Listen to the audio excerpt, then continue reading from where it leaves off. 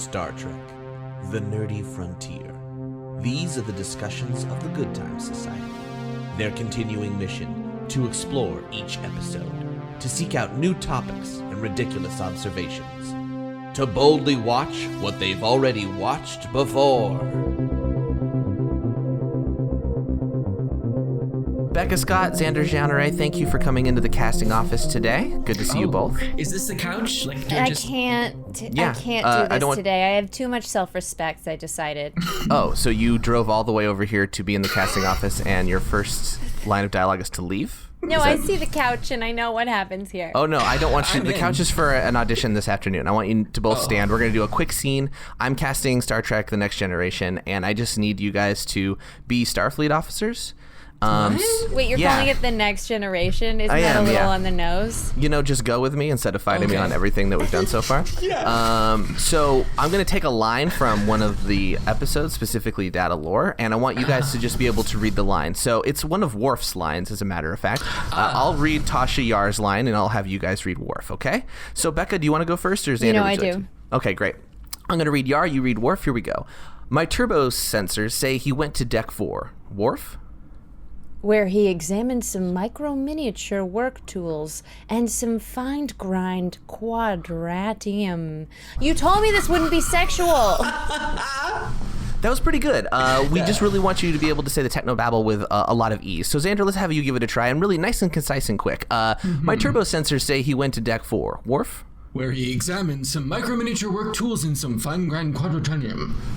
Ooh, good gruffness. I like that. You guys both did good. So you guys get this, right? We both get the part? Well, here's what we have to do. Since I want you both in this, we're just going to do a twins episode where you two are both the same person. That makes sense. Speaking of twins, it's Datalore. Hey! Datalore. His name is Data. I'm going to kill you. Either. You say tomato, I say Data. The Enterprise explores Data's home planet, Omicron Theta. They find his brother and the dark secret he carries. This one was fun. We get to see Brent Spiner being more than just Brent Spiner. It was nuts. This is my favorite episode. It's so good. It's a legit favorite to have. We get the introduction of Lore, which I think is a fascinating villain in like just the human version of Data. Is this what he's trying to be like? I think the whole concept is really interesting. This is my favorite episode because so many of the concepts so far, in theory, have been scary, have been suspenseful, have been super spooky, and people could die. And I haven't once felt scared for the characters. I've known it's a monster of the week, and I've just not emotionally invested in not thinking that they're going to be just fine at the end. Right, there would be lasting consequences. Yeah, and maybe I knew that in the back of my mind, but just the performance was so nuanced. I was on the edge of my seat like, no, that's not Data. Data is in trouble. Someone help Data, because I love Data so much, and getting to love him and hate him at the same time in this episode, and just immediately like knowing Lore's up to no good even before he'd done anything. It felt right. It felt like we're getting there. A lot of credit needs to be given to, I think, both the writers of Data and Brent Spiner himself for making what is essentially, a non-life form a sense of real love that we have and an affection for him too. Yeah. Because he's always aspiring to be loving and more human in some way, and he never quite gets there, but he always is putting in the effort. And in this effort, we see sneezing tests, which is really forced. But there are so many human things I wish I could do properly. Hold on. Achoo. Yeah, I think that in that scene specifically, we can see Wesley or Will Wheaton break a little bit in that he's trying to deliver this dialogue, but he's laughing too hard at what Brent Spiner is doing in the mirror. Yeah, Brent Spiner's doing an acting exercise in the mirror. I mean, that's... This whole episode was an acting exercise, like an acting masterclass. You could just tell from the minute control that he has of his facial muscles to being able to like reenact a sneeze in that way multiple times. Like, it's the examination of the human condition, and I think it's what a lot of actors aspire to. Yeah, I mean, really, I should stop paying for acting classes and just watch this episode over and over because there's so much more to get from it. The facial tic, absolutely. Right. Let's set up what happens here. So we go to Data's home, sweet home, which is Omicron Theta. We're told in exposition that he was found there by some explorers or something like that, and it was like a farmland planet at one point when they left. And now it was a colony, and now they've found no one is there, and it's desolate. It's barren. All life has been wiped out. But he does have the memories of a bunch of the colonists that lived there. Apparently, that's a very like quickly mentioned thing that like, by the way, you have all of the accumulated knowledge of a society of people. Moving on. Right. Yeah. There's definitely a plot hole at the top here. Did they rescue his body, which it sounds like after this big catastrophic event happened to the people that lived there? I guess it was called the Tripoli Landing Party that found him. Or was there still colonists there, in which case they would have run away on whatever ship picked up Data in the first place. So it's curious that he's surprised for the first time that there's nobody living here. We should have known that already. And I think that we'll bring up these parts later on in the story as well, because it is a core function of what Data brings to the table. Where does this core humanity come from? Their explanation for it is it's this amalgamation of these colonists that were at the end of their life because they had this crystalline entity coming at them, so they're trying to dump everything into this kind of like Last Hope time capsule type of thing in Data. A real R2-D2. Yes, exactly. Yeah. And I think, it probably could have been influenced in the same way. I always thought Data was standard issue Starfleet, but I don't think we had addressed previously where he came from before this episode. Oh, I didn't know you thought that. Did you think that now? I still think that. I meant prior to this episode, you thought that. You thought he was like a standard thing that comes on starships? Well, no, because there's never been another Data, but it wasn't clear to me that he wasn't manufactured on Earth. Oh, interesting. Gotcha. Yeah, they don't, I think they briefly mention it somewhere in the early episodes, but they don't go into it too much. So this is where we just get it all at once. Yeah, this is the first sort of backstory that we get on where Data came from, even visiting his home planet, which is just, his point of origin. He doesn't really have the cultural ties to anything on Omicron Theta. So the away team goes down to where he was first found. Geordi rolls a 20 on his perception and finds the secret door. We go into those underground laboratories, the laboratory of Nunyan Sung, so this seems like a throwaway line, Becca, but I know from my old watch-throughs that his creator is actually will come into the show later on as well in some ways. Dr. Nunyan Sung is a major player in the overall canon. Oh, cool. They mentioned the name so many times, and it was also, we know that name from Earth history or Human Federation history. That's one of the best scientists of all time. A few notable sort of, when they're building out this world of this future, they really do a good job of keeping track of the little names and things they're sprinkling in, or if they're in a later episode and need something to call back to, they'll go back into these scripts to try to find something they can connect. That's good script writing. That's good world building right there. It is. Well, most importantly, they find another Data. And everybody starts awkwardly tiptoeing around it until they're called out later.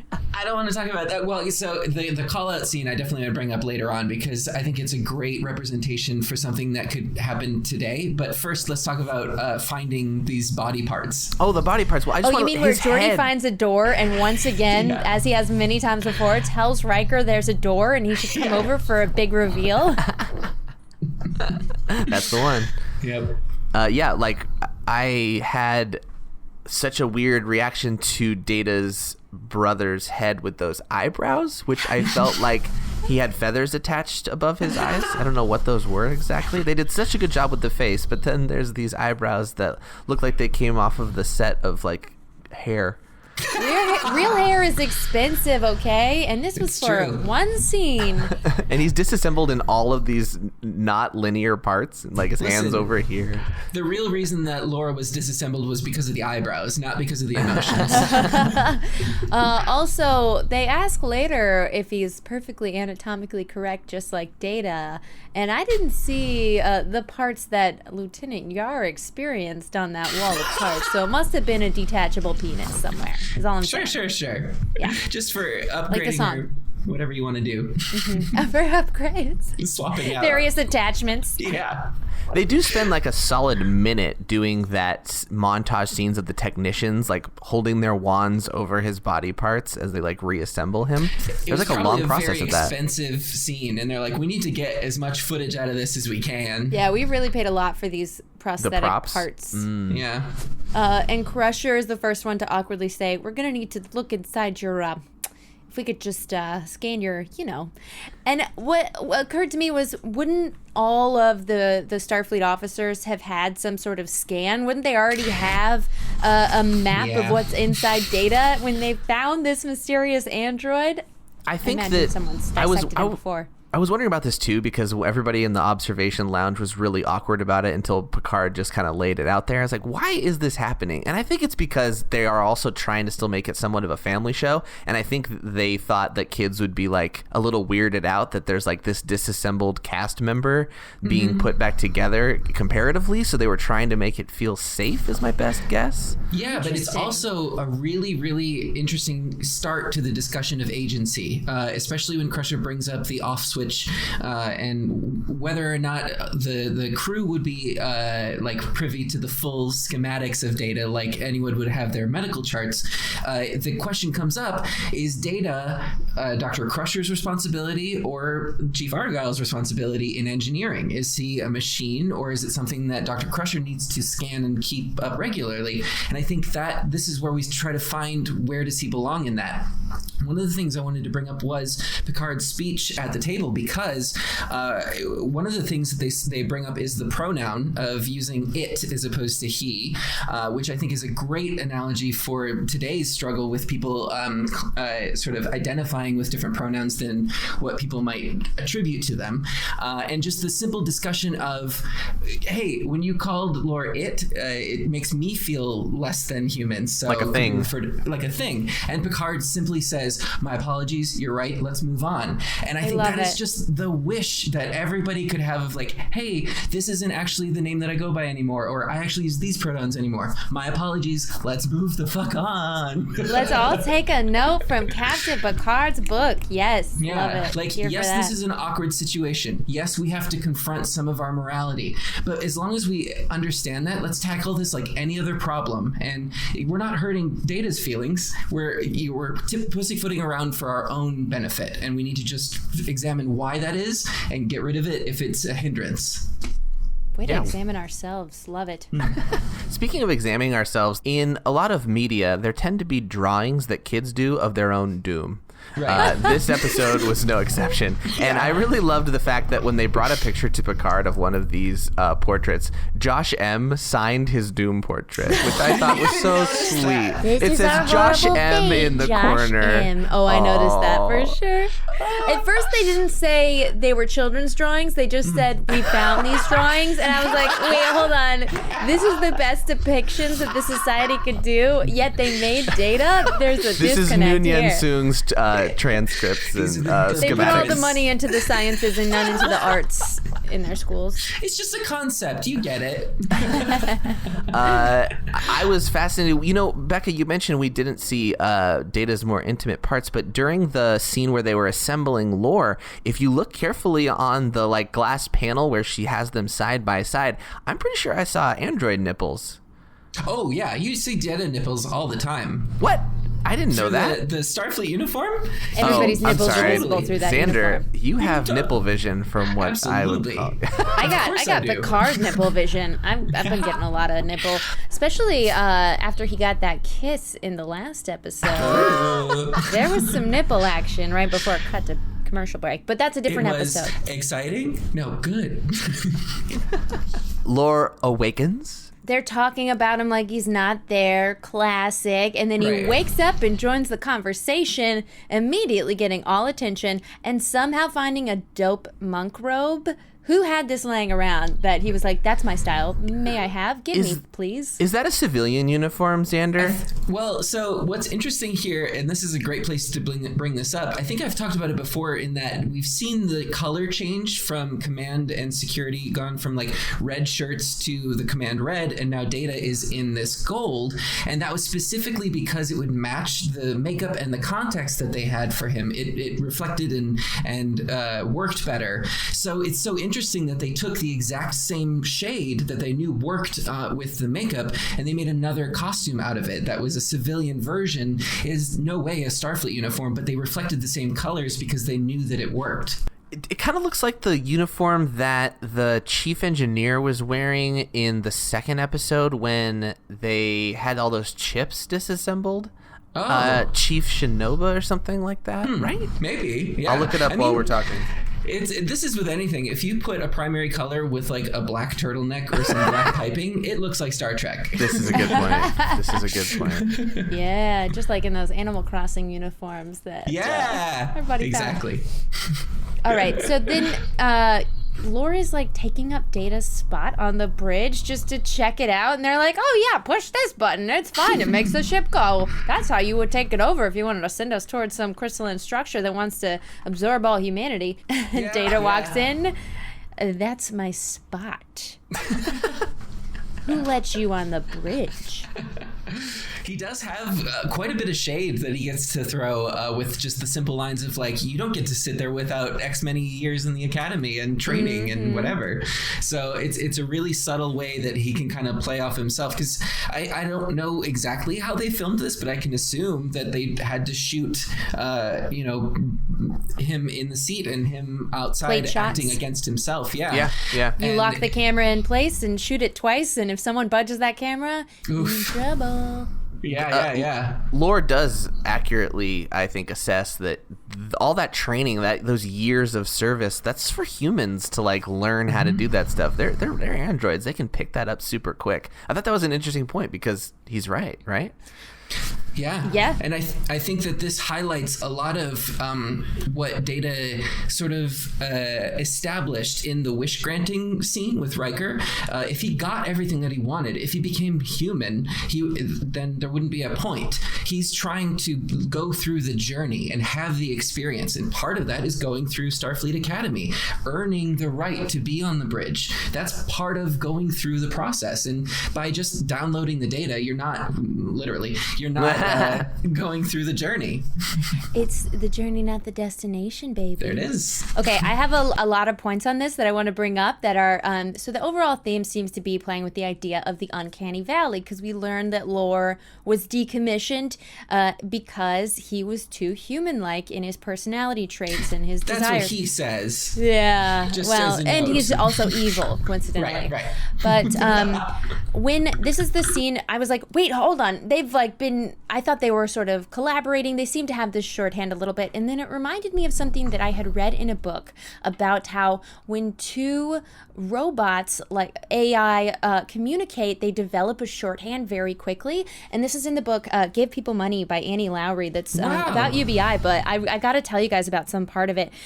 So there were these Facebook chat bots, and they were able to do like negotiations. Humans couldn't tell whether they were negotiating with a real person or not. And then when they would have the chatbots talk to one another, they very quickly developed their own language. So it would be, for example, Bob, I everything else. Alice, balls have 0 to me. Bob, you, I, everything else. And it was saying that the bots determined that it was more efficient and effective to speak in their own shorthand, learning and teaching themselves to do these simple negotiations.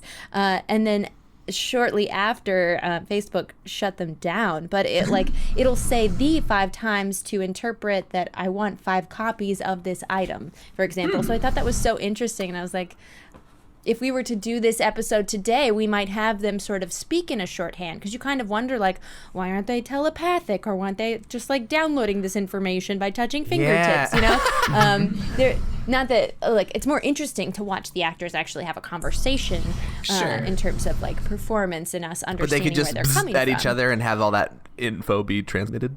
Yeah, or maybe, you know, step into some sort of like Matrix-like holodeck communication channel where they wouldn't actually have to be having this in physical conversation if they can communicate through just downloading data. I think what you're describing too, Becca, is one of the outcomes, but the other one could have been a recursive loop of just they would talk to each other until they started repeating each other back and forth, which is another like outcome of that sort of experiment. But I think that you hit that right on the head of this is just another detail that Brent Spiner goes into in his performance, in that they both feel like two distinct different characters, and the way that they interact with each other wasn't happening in real time, and yet it feels so natural, and you could play off each other. It was so good. Excellent point, because I wasn't even thinking about the level of nuance it takes to give that performance twice from different points of view, and to really, because acting is all about listening to the performance you're getting, and he was doing that so well, having just remembered or maybe watched playback of what he'd done before. Yeah, the scene where Lore like handed Data the champagne, I was kind of blown away by. Now I remember we are watching the remastered version, so I don't know how much they cleaned that up, but that was really smooth, and there wasn't like camera movement at all. Like would they have to lock it off and stuff? But that was flawless as far as I was concerned. And the other there's a lot of that impressive bit of cinematography that I saw was the mirror shot or something like that, where the I think it was a stunt double as Data was out of focus, and then there was a close-up on Brent Spiner as Lore, so you had both bodies in the same shot, but one was out of focus and in the background, and it was a great way to do that. Not only that though, but like the layers that Brent Spiner has to play, because there's a point where he's playing Lore, playing Data poorly. Right? This is the same sort of respect that I have for Emma Watson, right? Hermione Granger.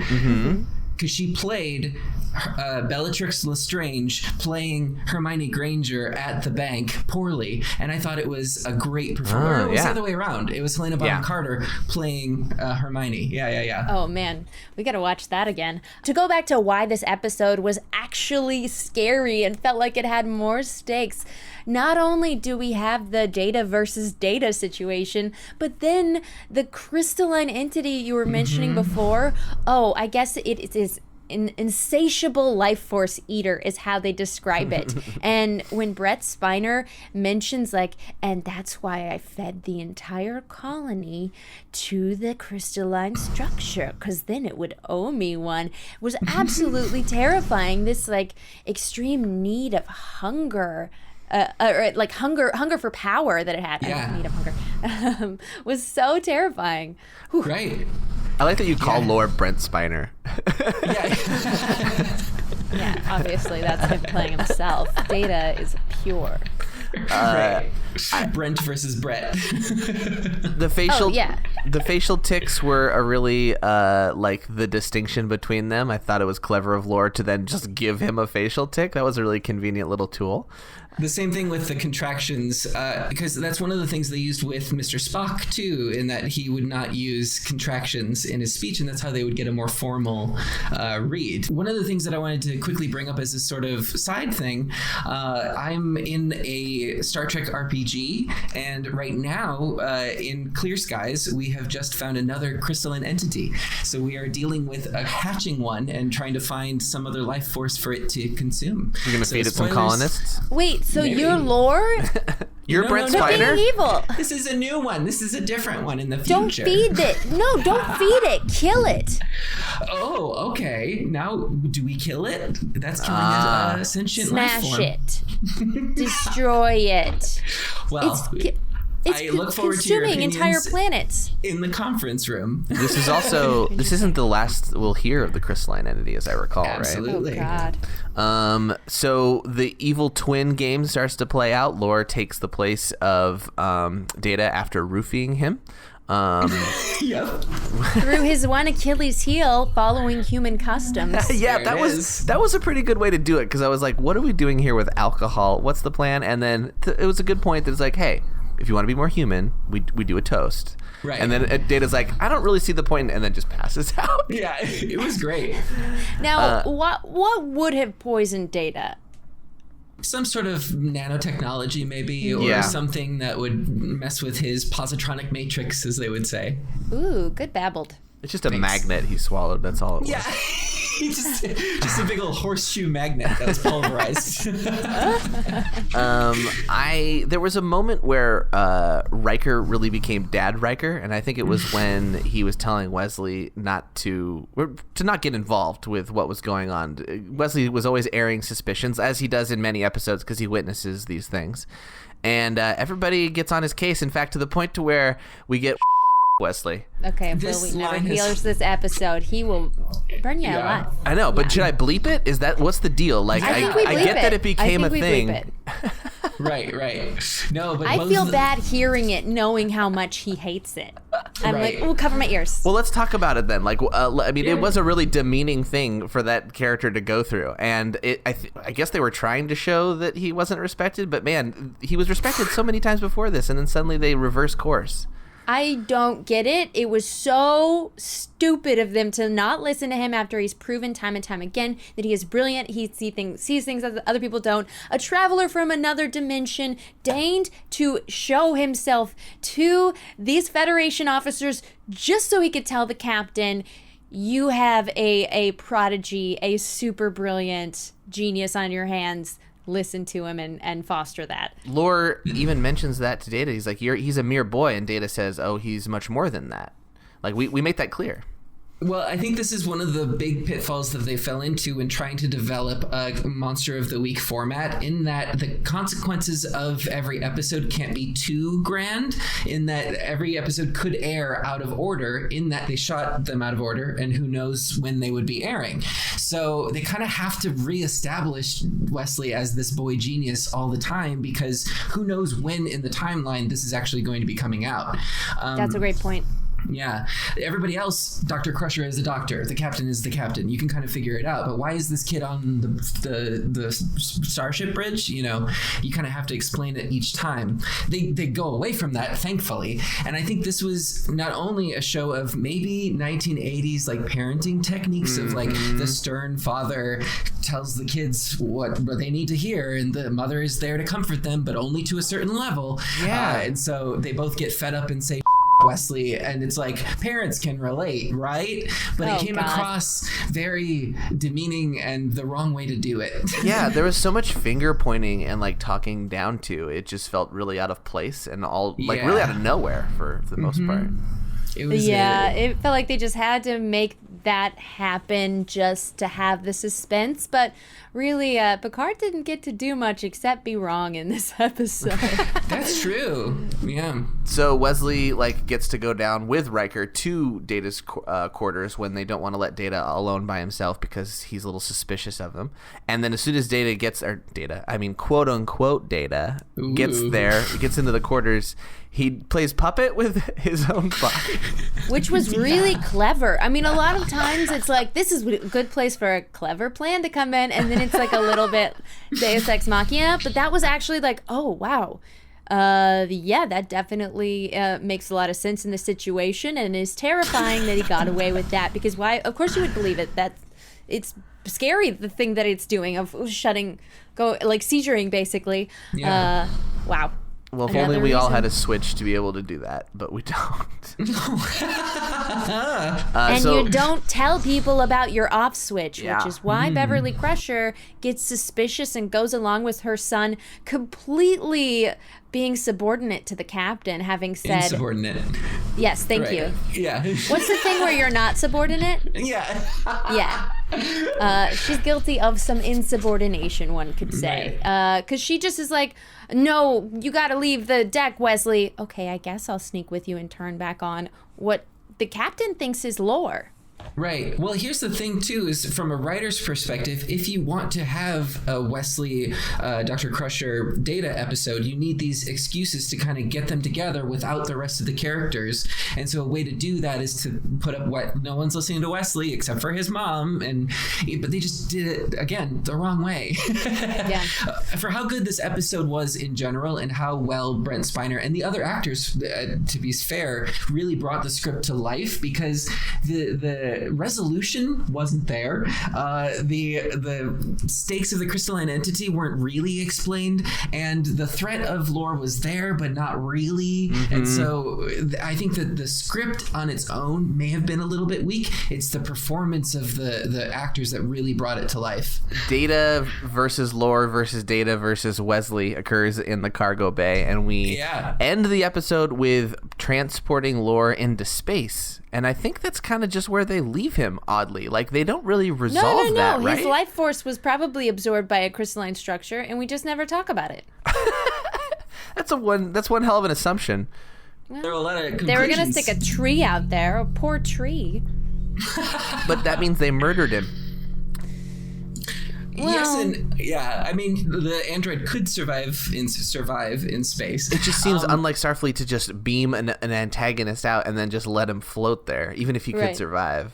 Well, they had already told engineering or weapons, we're going to send out a non-human object that's going to be floating near the crystalline structure, and just blow it up as soon as you see it. So there you go. Okay. This is also where the plan, the plot loophole kind of comes in, because the plan for lore was that as soon as they're going to beam something out, they have to drop their shields. So once the shields are dropped and they beam the thing out, now you can fire crystalline entity. But instead, they've beamed something out. The crystalline entity doesn't fire while the shields are down. The thing they beamed out was lore, and they somehow cannot communicate with the crystalline entity anymore because lore is not on the ship. And that doesn't really make sense. Whatever, run away! Yeah, but we're at 50 minutes, so we gotta end the episode. Okay, I just have to comment on something. Okay, Picard, super clever, super smart, having an off day because Data didn't recognize make it so. We all know make it so. We all can make it so. Also, when he was leaving the transportation deck, he was so chipper. The final lines are, "Hey, Riker, is Data more or less human than we want? I only wish we were all as well balanced, sir." Agreed! And then, cheerfully walks out instead of, we almost lost this very key crew member. Wow, what an intense day. Yeah. That's the other thing. It's ending like the sitcoms of the time. They wanted this nice bow to put on the end of it. Everyone learned their lesson. The end. But it's no, not really for this one. They're still riding the line of the family show, as we discussed earlier, with the uncomfortableness that he experienced with his body being reassembled. Lore was actually originally planned to be a female android to provide a love interest for Data. But it was Brent Spiner that suggested the evil twin idea, and that was used instead. Because he was like, guys, I'm sorry, do you know how good an actor I am? He was also going to play the female version of himself, Becca, don't you worry. Oh, good. Oh, wait, I need that. I know, I made that up. I know, but I want that now. I'm sure he did it at one point in his own private videos. I'm positive. Well, that was Datalore, I should say. Yeah. Right? Or should I say Datalore? Is that what you want me to No. say? I liked this one. I'll give this 3 nipples out of 4. It was pretty solid. Where did you get the extra nipple? Well, 3 out of 4 over 2 androids. Oh. Ooh. Yeah, I'll second your 3 out of 4 nipples, only because Picard could have used a nipple in all this. Yeah. And I think it's a 4 out of 4 on the nipple scale, at least for me. I think it was pretty solid. I mean, we could have just had him going back to play Dixon Hill the whole time, and that's why he wasn't paying any attention. He might have been. Yeah. Who knows? Shut up, Wesley. I've got to go beat Dixon Hill. Well, next week we are going to the episode Angel 1. While Riker leads an away team to a female-dominated planet, a mysterious virus spreads amongst the Enterprise crew. Oh, boy. I can't wait. I can't wait either. So much so that let's head to our next coordinates. Engage. Make it so. Oh. Whatever, I'm over it.